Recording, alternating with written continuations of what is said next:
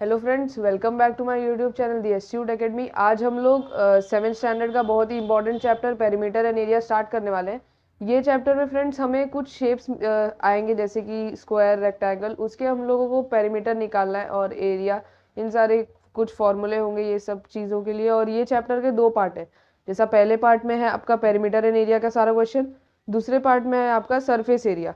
तो surface area में जो स्पीड मतलब जो आपका शेप आ रहा है सरफेस, जैसा आपको पेरीमीटर एरिया में कौन सा शेप आएगा, स्क्वायर आएगा और रेक्टेंगल आएगा। ये दोनों का आपको निकालना है।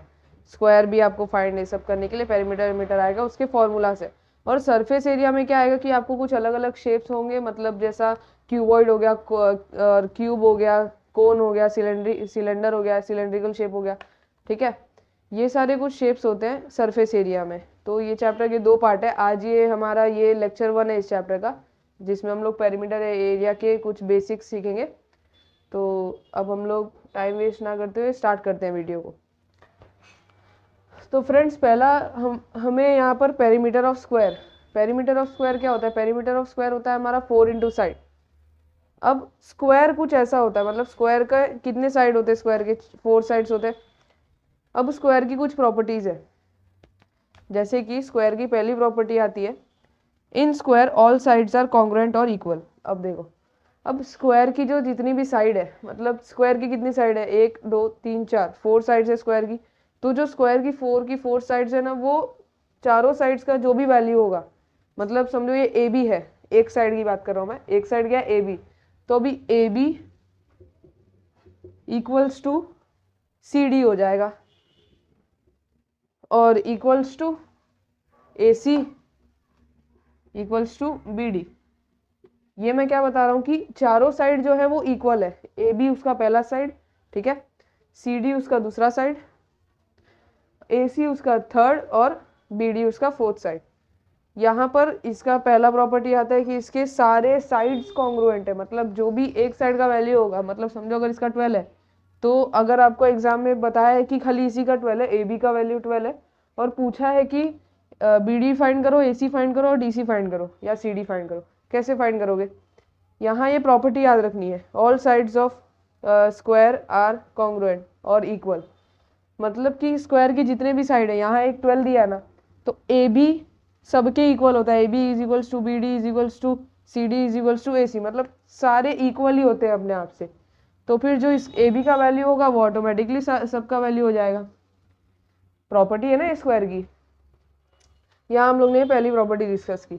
अब दूसरी प्रॉपर्टी डिस्कस करते हैं। देखो, स्क्वायर की है, all angles of square forms 90 degree. अब देखो, एंगल का मतलब क्या होता है? जैसा कि कोई भी आपका दो सेगमेंट एक जगह, वर्टेक्स है सेगमेंट का, कोई भी वर्टेक्स मतलब जहाँ पर 2 सेगमेंट मिल रहे हैं।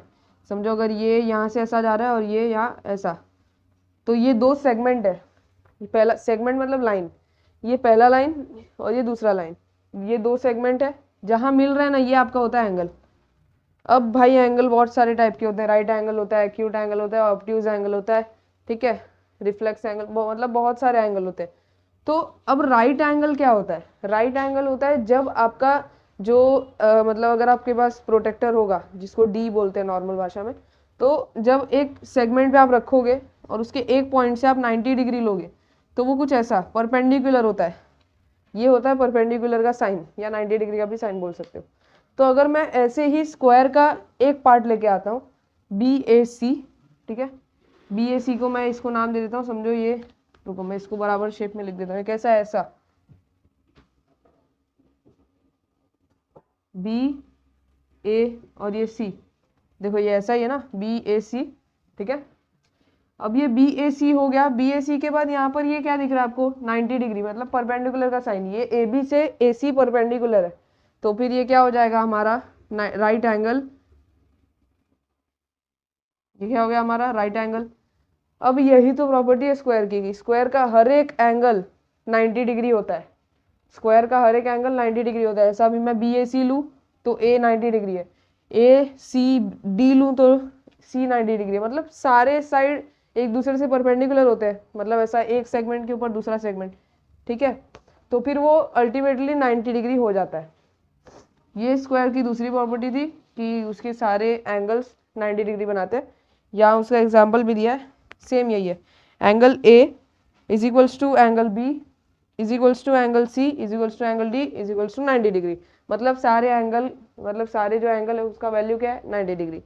ये आसान भाषा में यही था। अब यहाँ देखो, अब हम रेक्टेंगल पे चलते हैं। यहाँ स्क्वायर की सारी प्रॉपर्टीज पढ़ा दिया, मतलब समझ में आई होगी आपको। और ये सारी प्रॉपर्टीज आपको याद होनी चाहिए अच्छे से, लर्न, ठीक है, समझ के। देखो रेक्टेंगल, रेक्टेंगल का पहला प्रॉपर्टी आता है in rectangle opposite sides are equal. अब भाई देखो, स्क्वायर में क्या था कि स्क्वायर में जो सारे साइड है वो इक्वल है या कॉन्ग्रुएंट है, लेकिन रेक्टेंगल का ऐसा नहीं है। रेक्टेंगल में सिर्फ अपोजिट, मतलब आमने सामने के साइड ही इक्वल है। मतलब अगर समझो पी क्यू का वैल्यू 11 है और आपको पूछा है आर एस का वैल्यू, तो आर एस का वैल्यू भी अल्टीमेटली क्या हो जाएगा, 11। क्यों? क्योंकि इसका ये प्रॉपर्टी है अपोजिट साइड्स आर कॉन्ग्रुएंट और इक्वल। मतलब जो उसके आमने सामने के साइड्स है, अगर क्यू एस का दिया है इसका नहीं दिया है, तो जो इसका वैल्यू होगा क्यू एस का, वो इसका भी वैल्यू होगा। समझो अगर इसका 4 है तो इसका भी 4 ही वैल्यू हो जाएगा, ठीक है। तो ये रेक्टेंगल का पहला प्रॉपर्टी आता है कि अपोजिट साइड्स आर कॉन्ग्रुएंट और इक्वल। अब रेक्टेंगल का सेकंड प्रॉपर्टी सेम है स्क्वायर की तरह ही, इसके भी सारे एंगल्स 90 डिग्री फॉर्म करते हैं। कैसे? देखो क्यू पी आर हो गया एक, देखो यहाँ ध्यान से देखो, एंगल निकाल रहा हूँ मैं इसमें, क्यू पी आर, ये कुछ ऐसा है, ऐसा ही है ना, क्यू पी आर। ये यहाँ क्यू है, यहाँ पी है और यहाँ आर है, ठीक है। तो यहाँ ये हो गया क्यू पी आर। अब ये परपेंडिकुलर है पी क्यू से, पी आर परपेंडिकुलर है ना, मतलब पी क्यू के ऊपर है पी आर, तो फिर ये हमारा हो जाएगा 90 डिग्री, यानी कि राइट एंगल। सेम सारे एंगल्स इसके 90 डिग्री फॉर्म करते हैं। देखो मैंने यहाँ लिखा भी है, सेकंड पॉइंट है इसका, second property as same as the squares second point. मतलब स्क्वायर का ये था ना सेकंड पॉइंट। सेकंड पॉइंट क्या है कि सारे एंगल 90 डिग्री फॉर्म करते हैं, इसका भी सेम, इसका भी सेम, ठीक है। इतना समझे? तो ये था हमारा कुछ इंट्रोडक्शन शेप से और उसकी प्रॉपर्टी से। अब उसके पेरीमीटर्स देखते हैं हम, ठीक है। यहाँ पहला पेरीमीटर आता है हमारा, perimeter of square is equals to 4 into side. अब भाई पेरीमीटर मतलब होता क्या है भैया? पेरीमीटर का मतलब होता है जो किसी भी शेप है, शेप के सारे साइड्स की जो वैल्यू है ना, जैसे कि अगर मैं स्क्वायर लेता हूँ पहले, तो स्क्वायर का जो सारे साइड का वैल्यू है, मतलब पहले साइड का वैल्यू क्या है, 12 12 12 12। तो ये 4 साइड है इसकी, तो 4 वैल्यू है, 12 12। तो मेरे को इसको 4 इंटू 12 करना है, 4 इंटू 12 करना है। अब देखो, अब आप पूछोगे कि भैया ऐसा क्यों नहीं कर सकते, 12 12 12 12 क्यों नहीं कर सकते, 4 12 है ना, क्यों नहीं कर सकते? देखो अब ये क्यों नहीं कर सकते, क्योंकि जो स्क्वायर का साइड होता है ना वो इक्वल होता है। तो हम A B is equals to C D लिखेंगे और बी सी लिखेंगे, या फिर हम लोग direct A B is equals to B C लिख देंगे। क्यों? क्योंकि ये तो बीच में इक्वल ही है ना भाई, सब एक साथ इक्वल है। ए बी अगर सी डी से इक्वल है तो सी डी बी सी से इक्वल है, तो ए बी किससे इक्वल हो जाएगा, बी सी से। तो हम लोग को सारा 12 लिखने की जरूरत नहीं है, हम लोग को एक 12 लिख के भी काम चल जाएगा। क्यों? क्योंकि सारे साइड इक्वल होते हैं, ठीक है। एक वैल्यू लिखो या 4 वैल्यू, 4 वैल्यू लिखोगे अगर, तो फिर वो आंसर रॉन्ग आ जाएगा। अब यहाँ 12 4 का कितना होता है, 48। और यूनिट डालना मत भूलना कभी भी पेरीमीटर में, सेंटीमीटर होगा या तो मीटर होगा, क्वेश्चन में दिया होगा। अब यहाँ ये मैंने हम अपने ओरल मेथड से, हम लोग मतलब अगर नॉर्मल मेथड हमारा लोकल, उससे सॉल्व किया है कि ये 4 साइड है तो 4 इंटू कर दिया, मतलब 4 साइड है, चारों साइड का वैल्यू है 12, तो 4 इंटू 12 कर दिया। अब फॉर्मूले पे जाते हैं। फॉर्मूला क्या कहता है कि 4 इंटू साइड। अब 4 लिख दिया हमने पहले, ठीक है। साइड का वैल्यू क्या है, 12।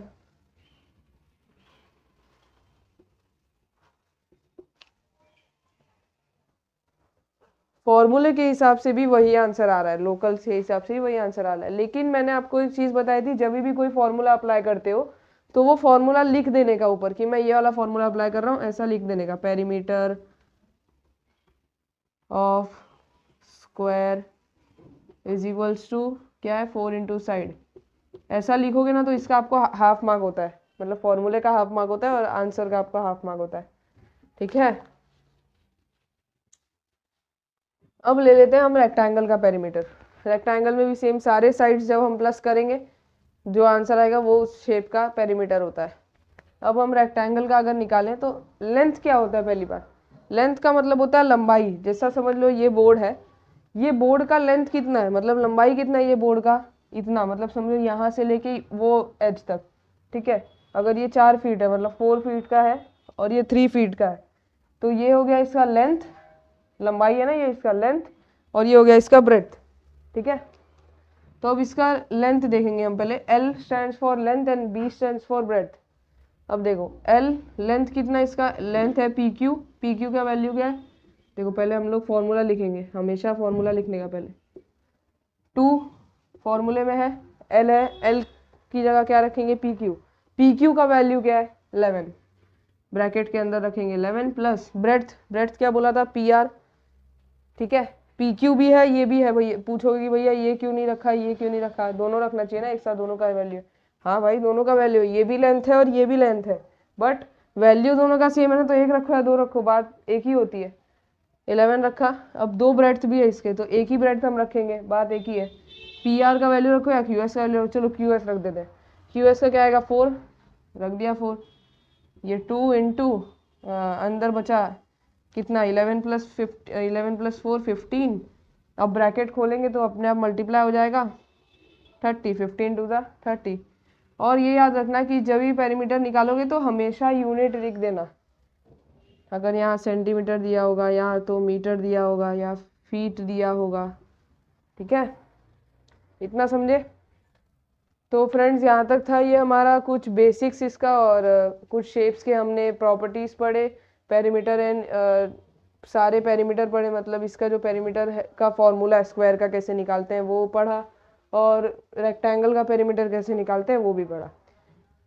तो फ्रेंड्स अभी तक हम लोग ने यहाँ तक ये सम सॉल्व किया है। तो अब हम अगला एक लेक्चर बनाएंगे जो प्रैक्टिस सेट वाला वीडियो होगा, इसका प्रैक्टिस सेट कुछ 44 वाला चालू करेंगे हम लोग, उसके मैं आपको 2-3 सम्स कुछ करा दूंगा, उतने ही होंगे उसमें, और 1 या 2 सम आपको होमवर्क में दे दूंगा, ठीक है। तो अगर आपको ये यहाँ तक कुछ भी डाउट आया है, मतलब अगर आपको पेरीमीटर नहीं समझ में आया, ये नहीं समझ में आया, कुछ भी डाउट आया, तो आप मेरे को कमेंट बॉक्स में बता देना, या तो मैंने अपना ईमेल एड्रेस डाल रखा है डिस्क्रिप्शन लिंक में, वो आप वहाँ पर भी मेरे को मेल करके अपना डाउट पूछ सकते हो। तो अब हम यहाँ अपना लेक्चर 1 एंड करते हैं इस चैप्टर का। फ्रेंड्स अगर आपको ये हमारा वीडियो पसंद आया हो तो प्लीज़ लाइक करो, शेयर करो और सब्सक्राइब करो, और बेल आइकन को भी प्रेस करना मत भूलना। Thank you.